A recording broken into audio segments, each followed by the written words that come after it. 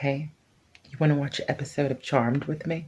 I think I've mentioned before that Charmed was like my favorite show whenever I was a kid. This used to be my show, y'all. And I was kind of embarrassed to admit that as an adult because, okay, people who love Charmed, we know it's not the best written show in the world, all right? Not the highest budget show in the world, but a lot of us grew up watching it, and it's a charming show, and we have a lot of nostalgia for it. I especially love Prue, okay, played by Shannon Doherty. That's my queen, all right? You're that tough girl, Doherty. You can handle it. I don't watch Charmed past season 3 because they did my queen dirty, y'all. But anyway, so of course I picked a Prue-centric episode from season 2. It's always a battle between season 2 and season 3, which one's my favorite. But it's season 2, episode 16 that I picked for this video. And there's a few reasons why I picked it. We'll go into it after, so let's just watch the episode real quick, and then I'll come back and we can discuss why I picked this one, why I like it. All right, so we start off with a scene with my girl Prue. She's like, I'm looking fabulous and fierce. What y'all need me to do in this episode?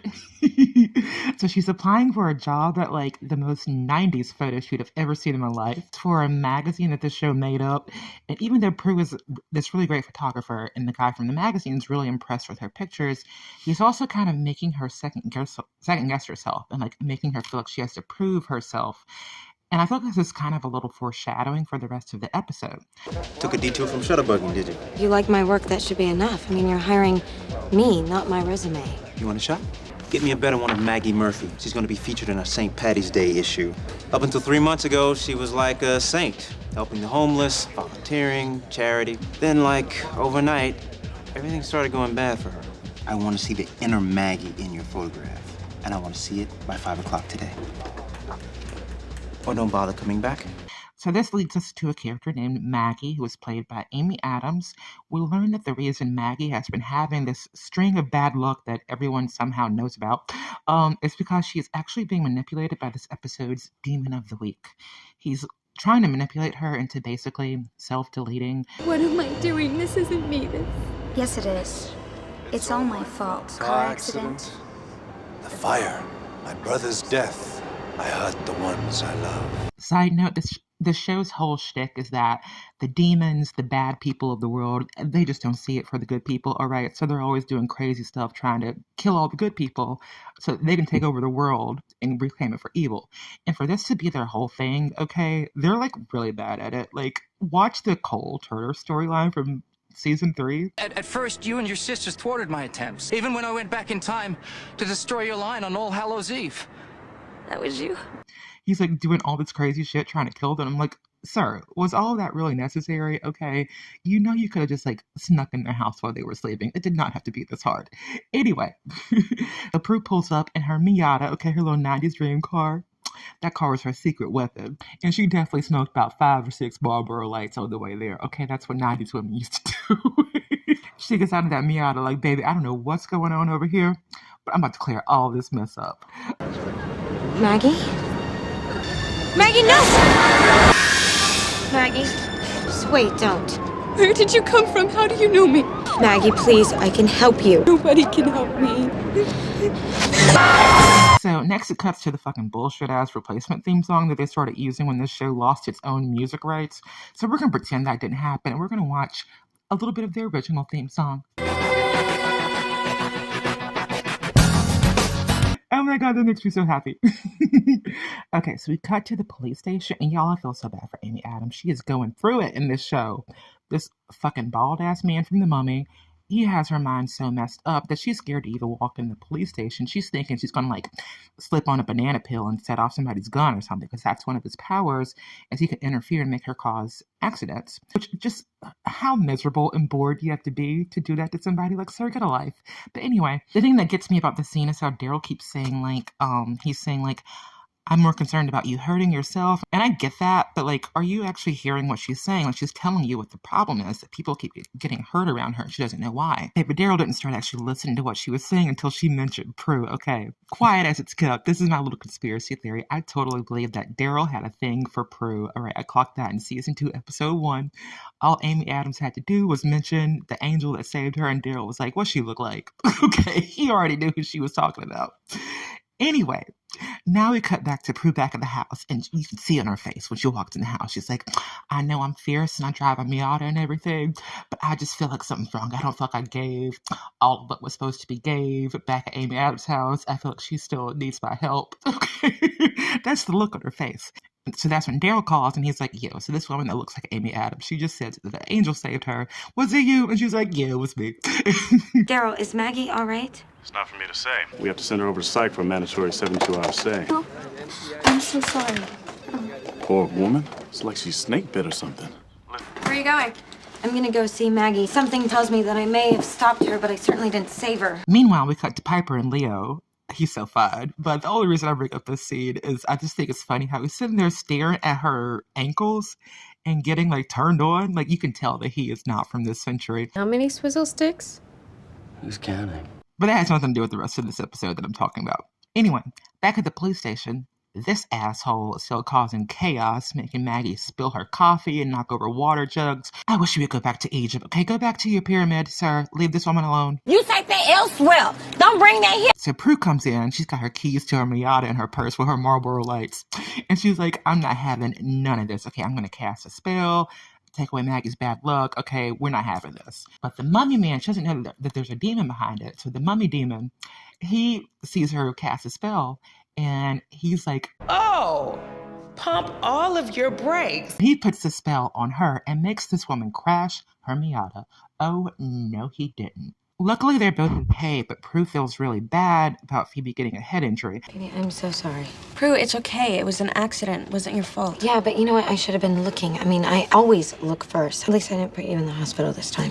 I bet she wouldn't feel that bad if she knew how Phoebe was going to do her next season. Okay, but that's another video. Do y'all think that Phoebe's head injury is the reason that her character turned out the way she did later on in the show? Well, you're gonna have to stay here. But I was possessed. Yeah, I'm gonna need you to burn in hell. I think you're being really selfish. Let me know. Anyway, this is where we start to see little hints that something isn't right with Prue. I am such a klutz. I can't seem to do anything right all of a sudden. Do you think that spell backfired on me? Not possible. No personal gain. Hello? Yeah, Mr. Corso, there was a problem with the photograph. Hi, Mr. Corso said that if I don't get that photograph of Maggie, I can kiss my career goodbye. Well, it's a good excuse to go check up on her. Yeah, I'm just gonna stop by the house, pick up my gear. Y'all, Maggie is in this psych ward having a ball. She's like, I love crazy people. And guess who's in the lobby impersonating a doctor? He's already impersonated a police officer earlier, and now he's impersonating a doctor. Like, just committing felonies left and right. And he has the nerve, the gall, to try to convince them that Maggie is doomed to never recover from her depression. And Phoebe is like, I know you lying. She's like, actually, motherfuckers recover from depression All the time. So to add insult to injury, he puts a hex on Prue's camera to mess up her photos. So I honestly feel like while Prue is taking Maggie's picture, that Maggie kind of senses that something is wrong with Prue. She keeps looking back to Prue while she's describing the depression and self-blame that she experienced. But it seems like hearing this kind of triggers something in Prue, triggers her own demons. So Phoebe actually starts figuring out that a demon must have cursed Maggie, but Prue sort of rushes out after she snaps her photos, in her own world, and she tells Phoebe to take a cab. And I feel like something within her got triggered. And so she had to go think it through and deal with those demons by herself. You know, sometimes people just need some time alone. Luckily at the same time though, Leo, With his fine self. he comes across something in the Book of Shadows, and he and Piper start to put two and two together. Prue gets fired from her job by this fucking fake ass Bill Bellamy looking man because the demon sabotaged her camera. And I'm sorry. You're sorry. You're a fraud. You're fired. No, you're worse than fired. I will make sure nobody hires you again. Go on, get out. Go screw up somebody else's life. So now she's very vulnerable. Meanwhile, Leo and the sisters keep trying to call her, but I think the mummy demon is messing with Prue's phone. Either that or she was out of minutes, child. Okay, it was the 90s. Phoebe also has a premonition of Prue in the past, and you can tell it's the past because she's got her 90210 bags. The premonition is of Prue standing on a bridge looking ominous. And this sends them into overdrive, and they finally get a hold of her on the phone. And they're like, oh my God, we've been trying to call you. Are you okay? How's everything going? And Prue was like, not fucking well, bitch. Okay, I lost my job. Enterprise got me riding around in this hoopty. This raggedy ass car won't even start. I miss my Miata. Shit is not going okay. All right. And then her call drops, and she's on her own. So I know I've been joking around a lot, but the plot of this episode is actually pretty dark, and it's kind of hard to engage with without a little humor. So, like, the next scene when Prue is trying to reassure herself that she can still help people by trying to save a boy from getting hit, only for the demon to foil her efforts and crush what seems to be left of her spirit.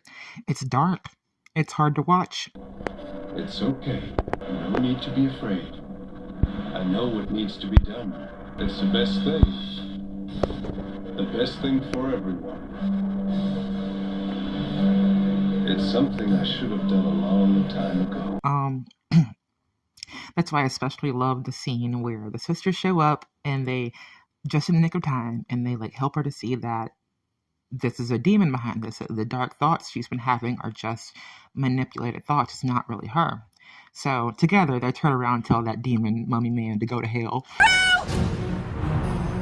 Wait, we can drive there! No, there's no time. Come on. Bro, this isn't you! The Dark Ladder is making you do this! I'm all alone. Alone. He's trying to kill Maggie, and he's trying to kill you! There is no dark ladder. It's only me. Just me. Bro! You're stronger than he is! Jump, damn it! Hurry up! Stronger. You have to believe us. He's there and around, Bro! It's true. How did you... You bastard, how dare you hurt people this way?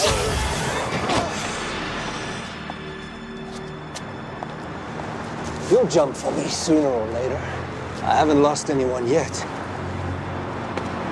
You lost 2 today. By the end of the episode, she's back to her old self. She's back to reality occasionally. All she had to do is go reshoot those photos and go back to the job, and she got her job back. And I think she kind of realizes that by facing the darkness within her, she's also discovered the strength she has within herself to overcome it.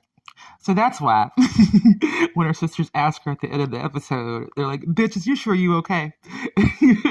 I feel like Prue is like, "Baby, I'm finna go pick up my Miata from the shop because they just called. All right, I'm gonna go get me a latte and ride around the block for a minute and smoke me 12 Marlboro Lights." Probably listen to some Alanis Morissette, I'm guessing. I'm gonna be all right. I am fine. Okay? And I love that. Did you love it? I loved it. Anyway, so the reason that I picked this episode is, it's a few reasons, but one of them being that I recognize the character that Amy Adams played. Like this, it's a stock character, this do-gooder type of person. People who are like that in real life, some of them are just people who do good deeds are just doing it for their own ego, but other people, they're doing it because they themselves have suffered a lot in their life, and so they recognize suffering in other people and want to help people who are suffering. I've met people like that, and through meeting them, it's helped me discover that side within myself, which isn't to say that I think that I'm perfect, okay, or that I'm above reproach, because I find myself every day, well, maybe not every day, but a lot of days, doing things that I look back and I'm like, I'm not proud that I acted that way.